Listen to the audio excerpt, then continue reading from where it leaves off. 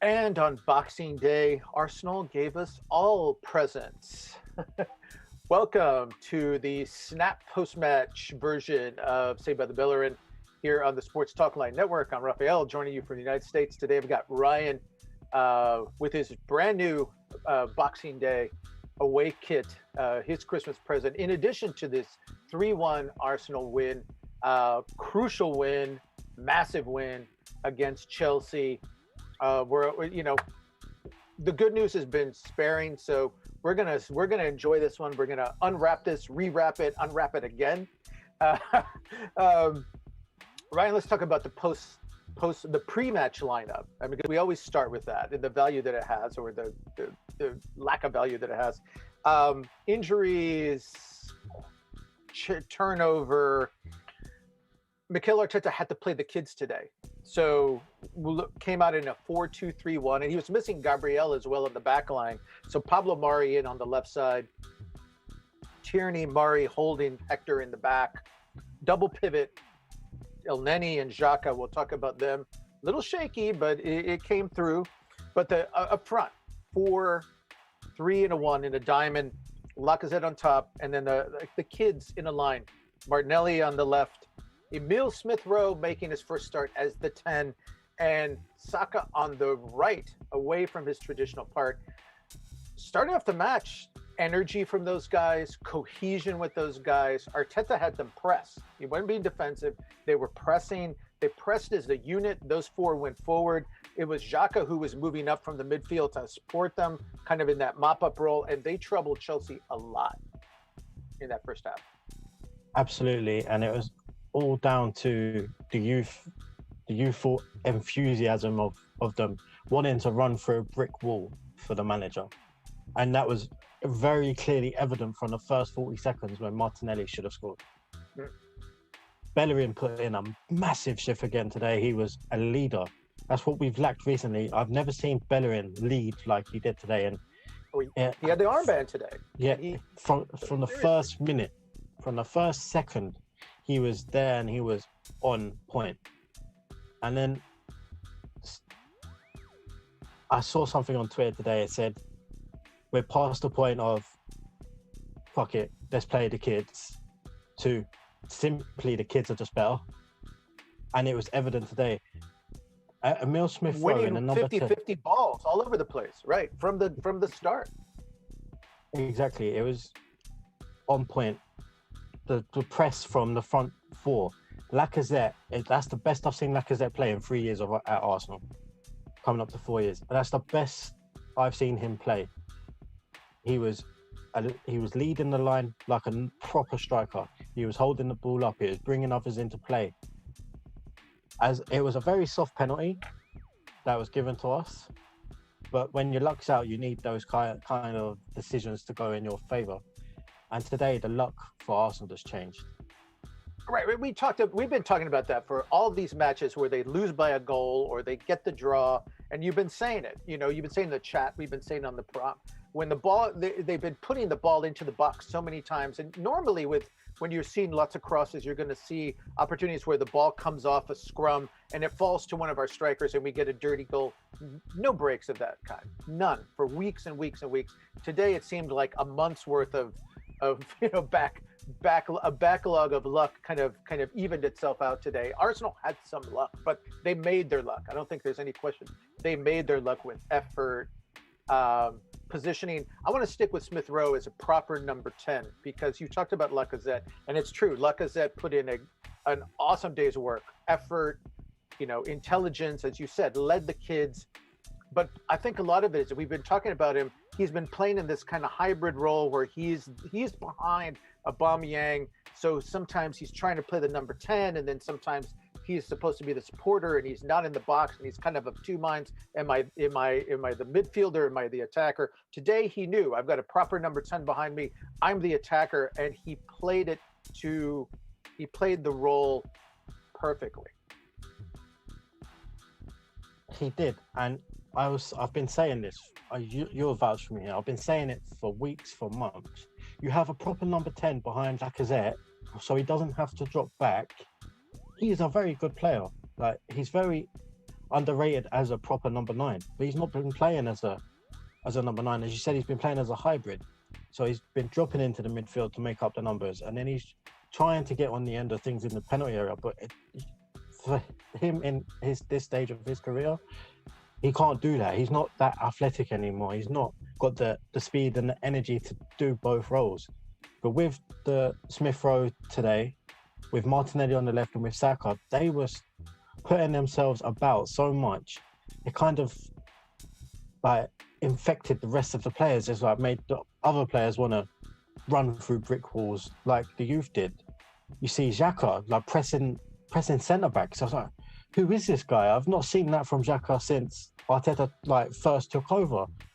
And this is what we've been saying for a little while. Where has the press of Arsenal been? Where is the energy? Where is the I'm gonna just run you into the ground type play that we were so accustomed to when Arteta took over? And there it was today. All because we had the youth, and I said it in our Discord chat, Martinelli has saved our season. Just because of how he plays. He hasn't done a lot, but the way he plays breeds it for the rest of the team, and it makes everyone else's performances elevate. All right, and looking forward, there are some winnable matches on the near horizon. Brighton on Tuesday is a massive match. Again, 3 points from that. They go into January with a 2-win streak.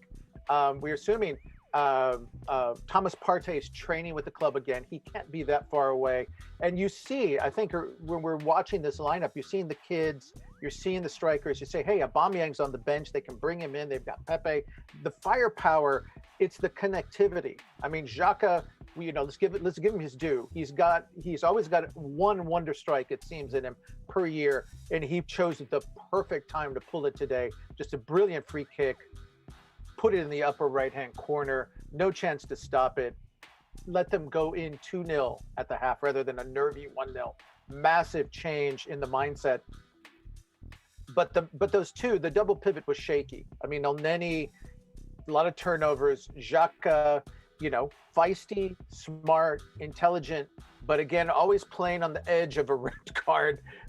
That's Granit Xhaka. But we know if Partey's back there, you look at this and you just think like, boy, if they had another player of that caliber supporting, linking our attack and our back line, we could breathe a lot easier and we could expect a lot more on a consistent basis from this club. Absolutely. And I just want to say, as much as Elneny really did annoy me today with the amount of times he gave the ball away, he and Xhaka's discipline today really protected, I would say, our two weakest players at the back. Like, you don't expect... Rob Holding and Pablo Mari have never played as centre-back pairing before. As hard as that is to believe, they've not played together as a centre-back pairing for full 90 minutes. So to have them protected properly by Xhaka and Elneny today was fantastic. Xhaka's been much maligned recently, by me included. I've been on his case quite a bit since he's been sent off. But today he stepped up.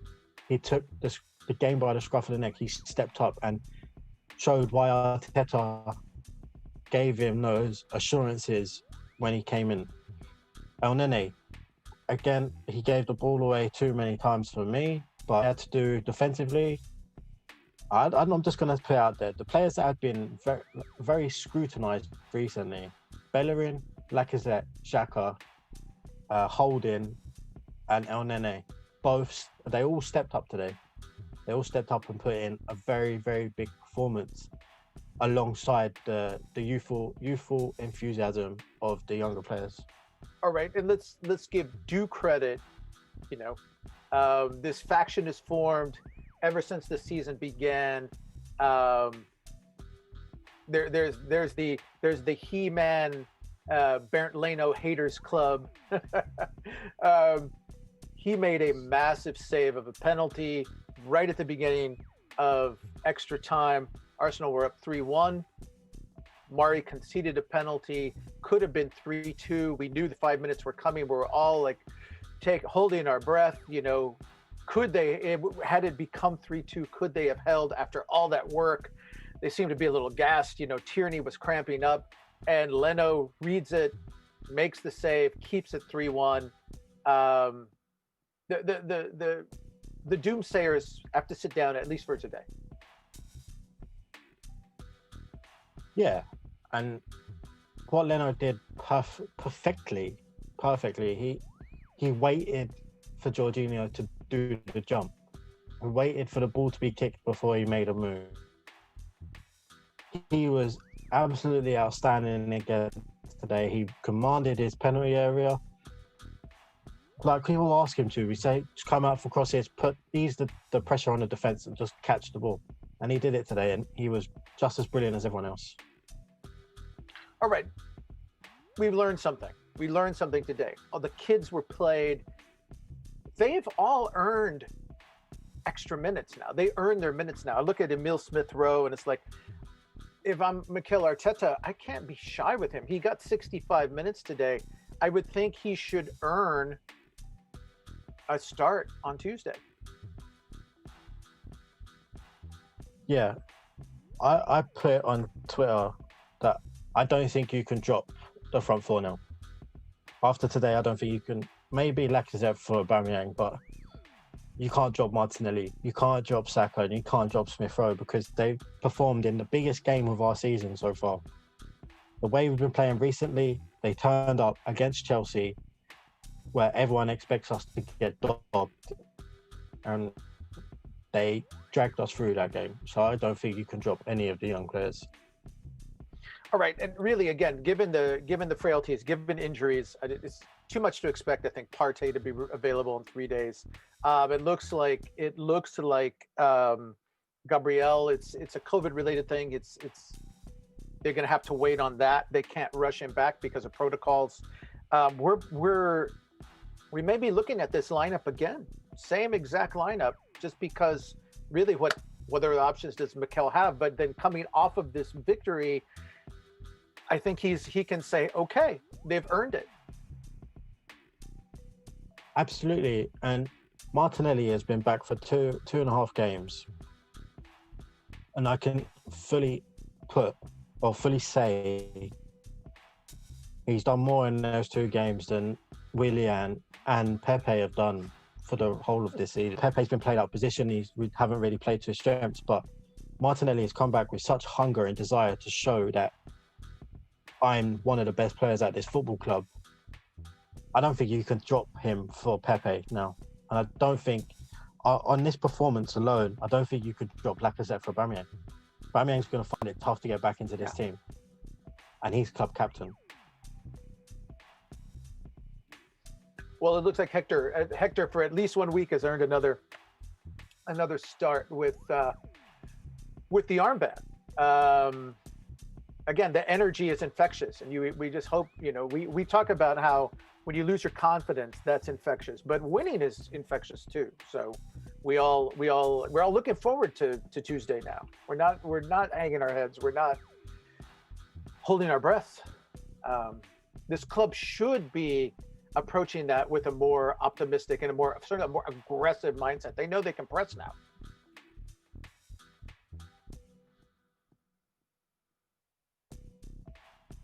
Yep. And we lost our connection to our man. Yeah, absolutely. And I think I'm looking forward to Tuesday. As I said to you before, I've said it numerous occasions, to do with this football club. Momentum is key. We build the momentum with wins, and it brings more excitement, more, I want to play for this football club. I want to play football at the weekend. And that's what these players need. They need that winning feeling consistently. And then if Arteta has a big January and he brings in some players that he wants, that brings extra confidence, thinking, oh wow, we've got this player through the door. Like, I'm really gonna have to work for my position now. If you bring 2 of those in, that elevates performances and that brings more momentum and confidence running through the veins of other players, and then it's just a happy way of getting results. Confidence and momentum. I'm going to give you a question that we talk about in our group chat here, in our Say by the Bellerin. We have, our Patreon viewers are able to join a group chat, and we've been kicking this question around, and we'll put it out to the rest of you out there. Like, how many signings or one is realistic. Um, Everybody wants 3 or 4 signings, but we all know that's not realistic in the January window. But can this club benefit from, say, just one, or are two necessary? I think based off today, we can see, Xhaka and Elneny, they can put in the effort, but we know they'd be better with the midfield is much better with Partey in. Can this club really take another step? And is it necessary for this club to bring in another player just to give the players that are already in the dressing room that moral support that, hey, the club is behind you? Because we saw on deadline day when Partey came in, that was a real shot in the arm for the fans and for the club. If one more comes in, is that enough in your opinion? No, I think we need two. I think we need another attacking midfielder and another central midfielder just to bulk out the numbers as well as the quality, because if Partey's injured and then Xhaka is suspended and we've got just two or three players in the central midfield position where you don't really want to play them there. You don't really want to play Elneny and Ceballos again after their recent performances. True. So I'd buy a central midfielder, preferably Samare from Lille, because he's just top quality for a young player. He's a solid number 6. He can play next to Partey or he can play next to Xhaka. You have them at the base and then you buy an attacking midfielder. For me, it'd be Buendia from Norwich or Isco from Real Madrid on loan or something. Them two players, they would elevate the midfield. They would bulk out the numbers. You'd look at our midfield and think, well, they've got good midfield there. Whereas now you think without Partey, you don't really want to play any of them, and that's obviously not a good thing.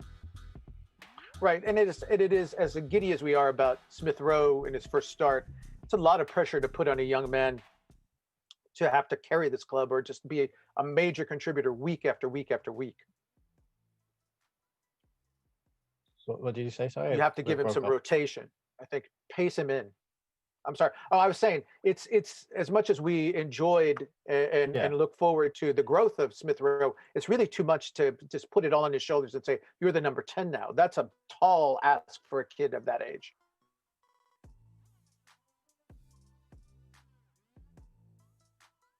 Oop, the dreaded technical difficulties. Do I need to rephrase it or put it in the chat for you? Did you hear me, Ryan? No, I got it. The rotation, yeah, I got a little bit of it. The rotation is imperative. We get it right because COVID season, like games coming thick and fast. There's no rest for the wicked, as they say. So rotation is imperative, especially with our team. Okay, so again, that's less than a week away. The window opens. Got to think the club is working feverishly, I guess we said, to bring in at least one to help these guys. Everybody knows where the frailty is. We even saw today in the win, the midfield needs support. I'm sure they're trying, but as we have said, and we caution to all of you, everything depends not just on bringing players in, but they have to move some players out. Keep your eyes peeled on possible outgoings because that'll influence the incomings. But we can all go to bed tonight on Boxing Day, again, as we said at the beginning of the match, with a present, a big, wonderful 3 points. Ryan, you can add that to your wonderful home top that you unwrapped yesterday. Kieran Tierney on the back of that, right?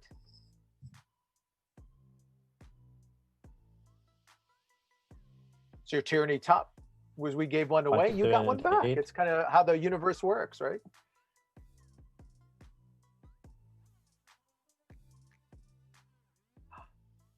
Sometimes Zoom lets you down.